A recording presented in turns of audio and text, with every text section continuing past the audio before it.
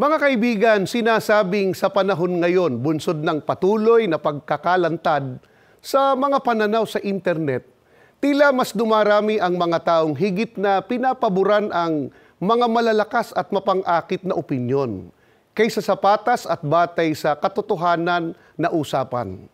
Dahil halos ay may boses online, madalas daw na ang personal na paniniwala ay ipinapasa bilang katotohanan, na siyang nagpapalabo naman sa hangganan ng opinyon at katotohanan. Ano ang panganib ng paglaganap ng isang opinyon sa panahon ngayon na napakadali sa tao na makaalam ng impormasyon dahil maunlad na ang teknolohiya? Panoorin po natin ito. Sa panahong kasalukuyan ay totoong napaka-highly opinionated ang mga tao. Sinasabing isang dahilan ay ang isang kultura na nanghihikayat sa malawakang pagbahagi ng mga opinyon, lalo na sa pamamagitan ng social media. Maaari itong magresulta sa pagtaas ng salungatan sapagkat tinitignan ng marami ang kanilang mga opinyon bilang mga extension ng kanilang pagkakakilanlan. Ano nga ba ang pagkakaiba ng opinyon sa katotohanan? Ang katotohanan ay isang bagay na laging totoo. Ang katotohanan ay napatutunayan. Makikita ito sa pamamagitan ng pagsasaliksik. Ang opinyon ay kung ano ang iyong iniisip o pakiramdam. At ang iyong opinyon ay naiiba sa pananaw ng ibang tao. Ngunit pagdating sa paniniwalang panrelihiyon, ano kaya ang pinagsasaligan ng iba? Opinyon o katotohanan? Mga kaibigan, sa gagawin po naming pagtalakay ngayon ay nais namin kayong imbitahan na suriin kung ang inyong pinaniniwalaan sa larangan ng pagrelihiyon at paglilingkod sa Diyos ay nakabatay kaya sa opinyon o sa katotohanan. Sa amin pong pagbabalik ay makakasama ko po ang kapatid na Vic Sandoval, isa ring ministro ng Ebanghelyo.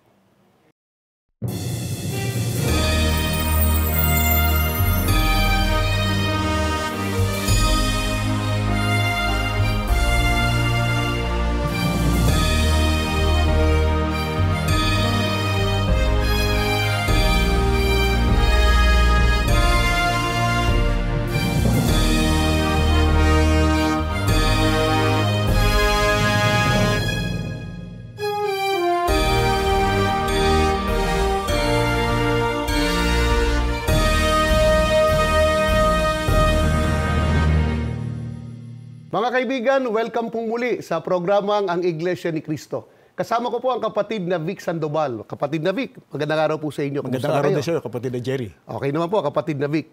Marahil ang ating mga taga-subaybay, kapatid na Vic, ay napapansin din po nila na dahil ngayon ay easy access na ang maraming information through internet, maraming mga tao ang nagiging opinion-based sa maraming mga bagay.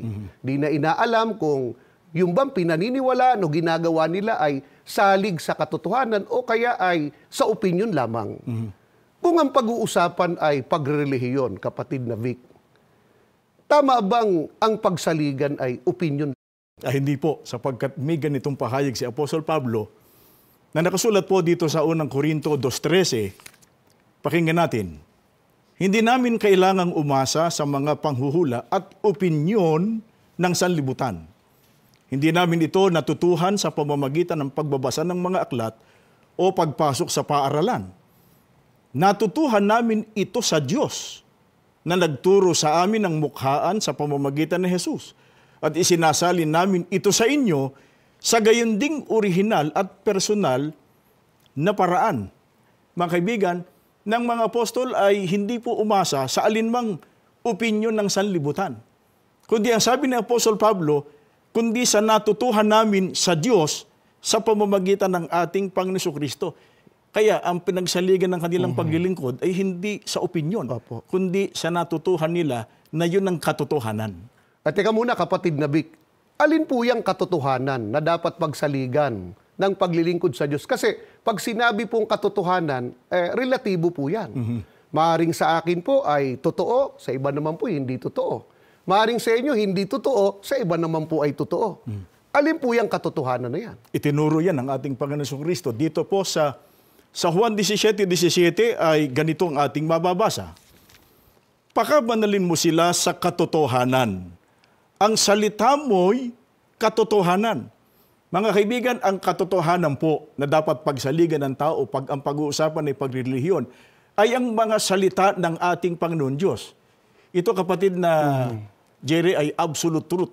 Hindi ito relatibo. Salita ito ng Panginoon Diyos. Sa makapid, mga mahal na kaibigan, mabibiripi ka, di ho ba, kapatid na Vic? Mayroong pinagbabatayan. Mayroong kung tawagin nga po ay ebidensya. Oo. Ano ho? Saan po mababasa yung katotohanan o mga salita ng ating Panginoon Diyos? Dito naman po sa 2 Timoteo 3:15 hanggang 17, ganito ang pagtuturo ni Apostol Pablo, dinggin po natin. Mula pa sa pagkabata, alam mo nang ang banal na kasulatan ay nagtuturo ng daan ng kaligtasan sa pamamagitan ng pananalig kay Kristo Jesus. Lahat ng kasulat ay kinasihan ng Diyos at magagamit sa pagtuturo ng katotohanan, sa pagpapabulaan sa maling aral, sa pagtutuwid sa likong gawain, at sa pag-akay sa matuwid na pamumuhay. Sa gayon, ang lingkod ng Diyos ay magiging handa sa lahat ng mabubuting gawain. Kapatid na Jerry, ang mga salita ng Diyos, ipinapapansin natin sa ating mga kaibigan, ay nakasulat po sa mga banal na kasulatan o sa Biblia. At ang sabi ni Apostol Pablo, ang mga banal na kasulatan ay nagtuturo ng daan ng kaligtasan. Kaya kapatid na Jerry, pagka ang tao ay maghahangad na magtamo ng kaligtasan, ang batayan dapat Biblia. Sa makatwid, mga mahal po naming kaibigan, napakadali lang po palang malaman kung ang pagrelihiyon ay batay sa opinion o katotohanan. Kapag ka po katotohanan, mababasa po sa Biblia. Kapag wala po sa Biblia, ang batayan sa pagrelihiyon, yun po ay opinion lamang. Kapatid David, diyan po natin ngayon ipaglingkod yung paniniwalang itinataguyod ng maraming tao. Ang sabi ng iba, basta daw relihiyoso ang tao, ibig sabihin, nagsasagawa ng paglilingkod sa Diyos, pagtawag o pagkilala, ay maliligtas na. Ano kaya yan? Yan po ba pagka po binasa sa Biblia ay opinion o katotohanan po? O di basahin natin sa Biblia dito sa Mateo 7:21-23 at malalaman natin yung paniniwala niya kung yan ay nakabatay sa katotohanan. Dito po sa pahayag ng ating Panginoon Kristo na nakasulat sa Mateo 7:21 hanggang 23. Babasahin na natin sa wikang Pilipino. Hindi lahat ng tao nawari ay relihiyoso, ay talagang ang relihiyoso. Maaari nila akong tukuying Panginoon, subalit hindi pa rin sila makapapasok sa kaharian ng langit. Ang napakahalagang issue ay kung sinusunod nila ang aking Ama na nasa langit. Sa araw ng paghuhukom ay marami ang magsasabi sa akin, Panginoon, Panginoon, nang hula po kami sa iyong pangalan at nagpalayas po ng mga demonyo sa iyong pangalan at gumawa po ng maraming himala sa iyong pangalan.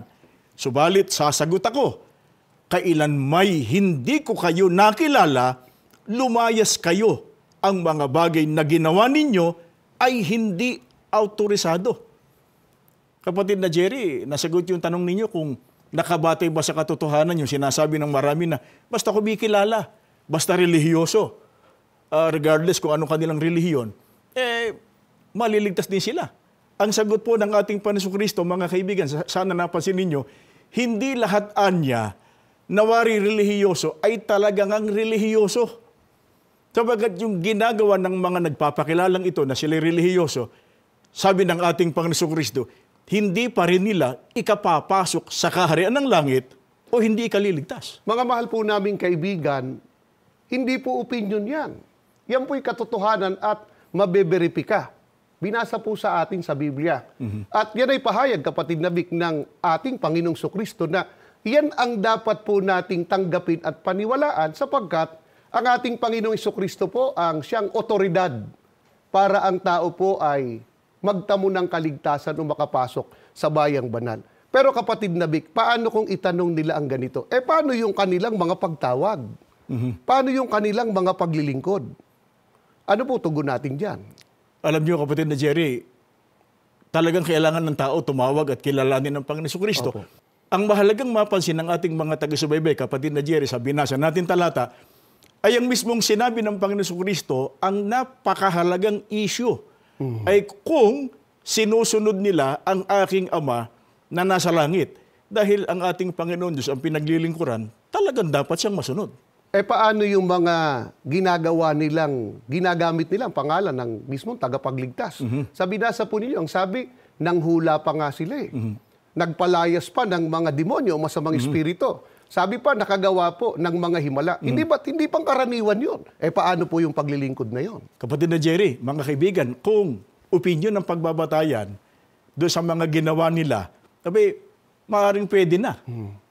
Sapagkat hindi gawaing relihiyoso. Pero, ang sabi ng ating Panginoon Kristo, hindi pa rin kayo makapapasok sa kaharian ng langit sapagkat ang malaking issue rito, mahalagang issue rito, kung sinunod nila ang kalooban ng ating Ama na nasa langit. Sa mga kapatid, mga mahal po naming kaibigan, yung sinasabi po ng iba na basta't relihiyoso po ang tao, naglilingkod sa Diyos at kay Kristo o kumikilala lamang po ay pwede na, opinion lamang po iyon. Hindi po yun salig sa katotohanan. Kailangan po, ayon sa kalooban po ng ating Panginoon Diyos, ang ginagawa po nating paglilingkod. Kumuha tayo ng halimbawa, kapatid na Vic. Mayroon na bang pangyayari na bagamat naglingkod po sa ating Panginoon Diyos, relihiyosong tao. Pero dahil hindi nasunod ang kalooban ng Diyos, hindi ho pinaging dapat. Ang babasahin natin ay nakatala dito po sa aklat ng mga gawa ng mga apostol. Sa gawa 11 hanggang 2, ganito ang ating mababasa, pakinggan natin. At may isang lalaki nga sa Cesarea na nagngangalang Cornelio, senturyon ng pulutong na tinatawag na pulutong Italiano. Isang taong masipag sa kabanalan at matatakotin sa Diyos, siya at ang buong sambahayan at naglimos ng marami sa mga tao at laging nananalangin sa Diyos. Itong binasa natin, kapatid na Jerry, mga kaibigan, ay tungkol kay Cornelio, isang senturyon ng pulutong na tinatawag na pulutong Italiano. At ang katangian niya, dapat nating mapansin, ay ang sabi rito, masipag sa kabanalan, sa ibang salin relihiyoso, Opo, relihiyoso. matatakotin sa Diyos, naglimos ng marami sa mga tao, laging nananalangin sa Diyos. Pagka opinyon ng ating pagbabatay, baka pwede na ito eh. Sobra-sobra na po yan. Baka nga po ang iba, hindi pa po nagagawa lahat ng yan. Pero kapatid na Vic, ano ang ipinagawa ng ating Panginoon Diyos para magkaroon ng kabuluhan yang pagiging relihiyoso po ni Cornelio? Katunayang hindi sapat yung kanyang ginawa pa. Dito naman sa karugtong ng mga talata, sa gawa 10, 3 hanggang 5 ay ganito ang ating mababasa. Nakita niyang maliwanag sa isang pangitain nang may oras na 9 ng araw na pumapasok na patungo sa kanya ang isang anghel ng Diyos at nagsasabi sa kanya, Cornelio. At siya, sa pagtitig niya sa kanya at sa pagkatakot niya ay nagsabi, ano ito, Panginoon? At sinabi niya sa kanya, ang mga panalangin mo at ang iyong mga paglilimos ay nangapailang lang na isang alaala sa harapan ng Diyos. At ngayoy, magsugo ka ng mga tao sa Jope at ipagsama mo yaong Simon na may pamagat na Pedro. O dito, kapatid na Jerry, gaya ng tanong nyo kanina kung sapat na yung ginawa niya, hindi pa sapat. Kapagkat mga kaibigan, dapat nating mapansin na itong si Cornelio, sa kabila ng lahat ng kanyang mga ginawa, ay kailangan pa niyang magpapunta doon kay Apostol Pedro, ipatawag si Apostol Pedro para dalhin sa kanya. Kapatid na Vic, bakit kailangan pa ni Cornelio at ng kanyang sambahayan si Apostol Pedro? Ano ang nakay Apostol Pedro? Babasahin natin ang mga karugtong pang mga talata. Dito naman sa 22 hanggang 23. At sinabi nila, ang senturyong si Cornelio na taong matuwid at matatakotin sa Diyos at may mabuting patutuo ng buong bansa ng mga Hudyo, ay pinapagpaunawaan ng Diyos sa pamamagitan ng isang banal na anghel na ikaw ay paparoonin sa kanyang bahay at upang makarinig sa iyo ng mga salita. Kaya't sila'y pinapasok at pinatuloy sila.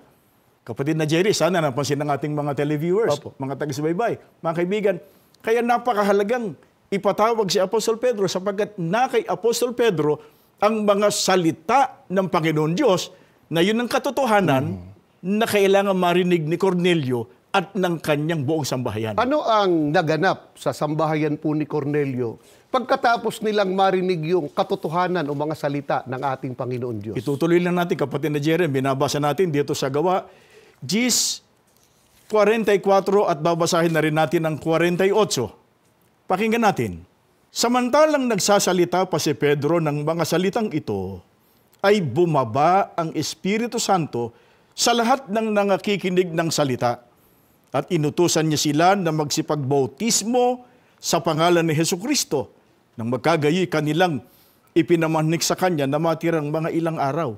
Kapatid na Jerry, batay sa binasa natin, mga kaibigan, ay pagkatapos makarinig ng mga salita ng Diyos sa pamamagitan ng Apostol Pedro, ang buong sambahayan ni Cornelio ay bumaba sa kanilang Espiritu Santo at silang lahat ay binautismuhan.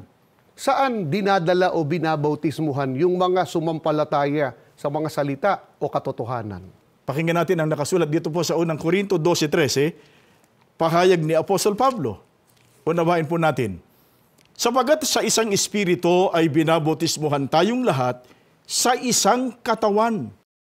Kapatid na Jerry, mga kaibigan, ang mga binabautismuhan po ay nasa iisang katawan ng ating Panginoong Hesukristo. Alin yung katawan, kapatid Nabi? Kasi ang opinion ng marami, kung ano yung relihiyon nila, binautismuhan din naman daw sila doon, baka yun na yun. Ang katawan na tinutukoy dito ay ang iglesia, batay po sa Colosas 1:18, at siya ang ulo ng katawan sa makatidbagay ng iglesia. Kaya hindi kahit sa iglesia, kapatid na Jerry, mabautismuhan ng tao ay tinanggap niya na tunay na bautismo. Ang tinutukoy, mga kaibigan, na katawan ng Panginoon Kristo na doon dinadala ang mga binabautismuhan ay sa iglesia na pinangunguluhan ng ating Panginoong Kristo. Alin po yung iglesia na katawan ng Panginoong Kristo na mga mahal naming kaibigan, doon po dinadala o isinasangkap ang mga sumampalataya sa salita o katotohanan?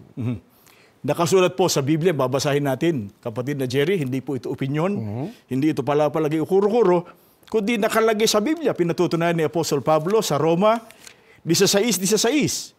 Pakinggan natin. Magbati ang kayo ng banal na halik, lahat ng iglesia ni Kristo ay bumabati sa inyo.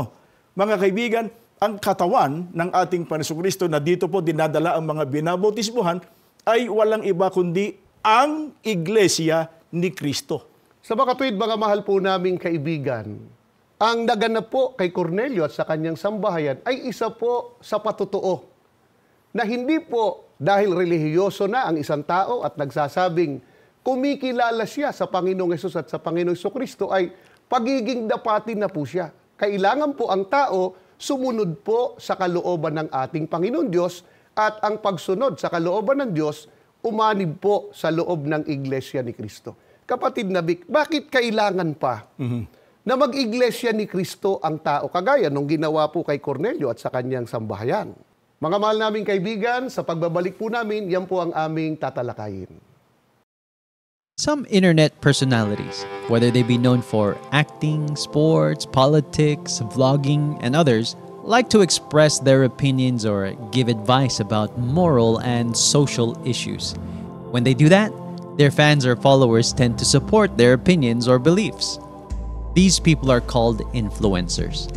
Some feel that with the popularity they've gained, they now have a responsibility to speak about these moral and social issues. Now, there's nothing wrong with admiring their talent or expertise. There's nothing wrong with being influenced by them in some aspects of our lives, like buying a product or visiting a place for vacation or a place to spend some free time.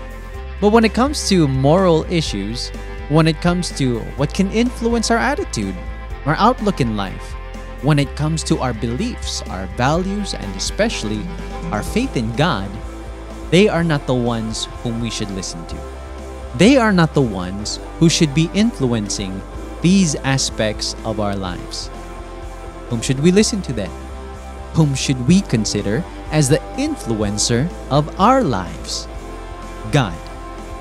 In Isaiah chapter 48, verses 12 and 17, we can read, the Lord says, "Listen to me, Israel, the people I have called. I am God, the first, the last, the only God.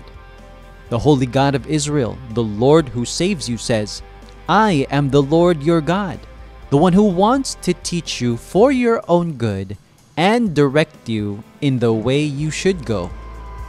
We should listen to the one true God and follow His commands. So, listen and be influenced by God. Follow the hashtag, God is my influencer, and listen to more of the commandments of God. Watch inspiring stories and enjoy our original Christian music.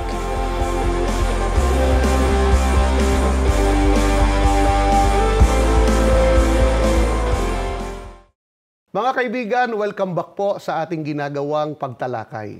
Kapatid na Vic, balikan lang natin yung iniwan po nating katanungan kanina.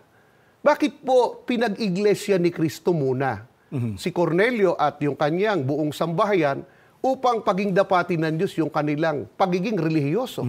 Kasi ang paniniwala ng iba, kahit daw ano ang relihiyon mo, hindi mo na kailangang mag-iglesia ni Kristo para ikay paging dapatin at maligtas. Ang sabi pa nga ng iba, kung saan ka raw relihiyon ipinanganak, kung ano raw ang relihiyong kinamulatan mo, tama na yon. Hindi na kailangang mag-iglesia ni Kristo. Yun nga ay nakabate lang sa mga opinyon. Mga kaibigan, sana napansin natin mula pa kanina sa mga talatang binabasa natin, ay binibigyan din sa atin na ang pag-uusapan ay sa ikaliligtas natin sa araw ng paghuhukom, kailangan nakabatay po sa katotohanang nakasulat sa Biblia. Kaya yung prosesong pinagdaanan ni Cornelio, yun ang naaayon sa katotohanan. Ano katunayan? Pakinggan natin mga kaibigan ang nakasulat dito po sa unang Timoteo. Sa 2:3 hanggang 4, ganito ang ating mababasa. Ito'y mabuti at nakalulugod sa paningin ng Diyos na ating tagapagligtas, na siyang may ibig na ang lahat ng mga tao'y mga ligtas at mga kaalam ng katotohanan. Mga kaibigan, nais po namin ipapansin sa inyo na ang ating Panginoon Diyos, batay po sa binasa natin, ang siyang may paghahangad na ang mga taong nilalang niya ay maligtas pagdating ng paghukom. Pero kapatid na Jerry, hindi darating yung kaligtasan ng pagayon lang. Kailangan ang wikang malaman ng tao yung katotohanan para ang tao'y maligtas. Ano yung katotohanan para po ang tao maligtas? Ang babasahin natin kapatid na Jerry, pahayag mismo ng ating Panginoon Kristo, nakasulat po dito sa Juan 17:9, ganito ang ating mababasa. Kaya muling nagsalita si Jesus, buong katotohanang sinasabi ko sa inyo, ako ang pintuan ng kulungan ng mga tupa. Ako ang pintuan. Ang sino mang pumasok sa loob ng kawan, sa pamamagitan ko ay maliligtas. Mahalagang mapansin ng ating mga taga-subaybay, kapatid na Jerry, ang pahayag dito ng ating Panginoon Kristo na buong katotohanan na para ang tao'y maligtas, kailangan pumasok sa loob ng kawan. Kaya pagka naiba rito, opinyon na yon. Hindi na yun ikaliligtas. Opo, mga mahal po naming kaibigan, yan po ay mabiberipika. Nakasulat po sa Biblia. Buong katotohanan na ang tao, para maligtas, kailangan po nasa loob po ng kawan. Kapatid na Vic, ayon sa Biblia, alin po ang kawan? Babasahin natin dito sa pagtuturo naman ni Apostol Pablo, sa Gawa 20:28, ganito ang ating mababasa. Ingatan ninyo kung gayon ang inyong sarili at ang buong kawan. Narito'y hinirang kayo ng Espiritu Santo ng mga katiwala upang pakanin ang iglesia ni Kristo na binili niya ng kanyang dugo. Mga kaibigan, ang kawan ay ang iglesia ni Kristo. Kaya ang katumbas po ng sinabi ng ating Panginoon Kristo na pumasok sa kawan, ang katumbas ay pumasok sa loob ng iglesia ni Kristo. Ito ang katotohanan para sa ikaliligtas. Sa makatuwid, kapatid na Vic, at sa amin pong mga taga-subaybay, yung pong ipinagawa ng Diyos kay Cornelio, hindi po yun opinyon lamang. Yung po ay salig sa katotohanan. Salig po sa pagsunod sa mga utos ng ating Panginoon Diyos upang maligtas. Ito po ang dahilan kung bakit kami po ay patuloy po na nag-aanyaya po sa inyo na subaybayan po ang aming mga pagtalakay. Sapagkat naniniwala po kami na kayo man ay gusto po ninyong maligtas pagdating ng araw po ng paghukom. Gusto po ninyong makatiyak na nakasalig po sa katotohanan ang pagsamba po at paglilingkod sa Panginoong Diyos. Mga kaibigan, nawa po ang katotohanan ito na aming ipinaglingkod po sa inyo ay maging gabay po sa ginagawa po ninyong pagsusuri at sa paglilingkod sa ating Panginoon Diyos upang tayong lahat ay magsama-sama po sa tunay na paglilingkod sa Diyos. Salig po yon sa katotohanan upang ang Diyos ay mabigyan po natin ng kasiyahan at magtamo tayo ng kaligtasan o buhay na walang hanggan. Pinakahangad po namin na matupad po sa lahat ang isinasaad po sa unang Timoteo 2:3-4 na ang lahat ng tao hangad po ng Diyos na mga kaalam ng katotohanan at mga ligtas. Bago tayo maghiwa-hiwalay, inanyayahan po namin kayo sa isa pong panalangin. Panginoon na aming Diyos, salamat po ng marami sa iyo, Ama. Amen. Muli mong pinatnubayan ang ginawa po naming pagtalakay. Opo. Lagi po naming ipinagmamakaawa sa iyo. Nawa po ang programa pong ito makatulong sa mga taga-subaybay upang ang lahat ang magawa pong paglilingkod sa iyo, nakasalig po sa iyong katotohanan. Amen. Upang magtamo po kami ng kaligtasan. Amen. Nagmamakaawa rin kami, lagi mo pong patnubayan ang buong Iglesia ni Cristo. Opo. Mula po sa aming tagapamahalang pangkalahatan, Amen. ang kapatid na Eduardo V. Manalo. Magalang po na hinihiling na namin ang lahat sa pangalan po ng aming tagapagligtas, ang Panginoong Hesukristo. Amen. Amen.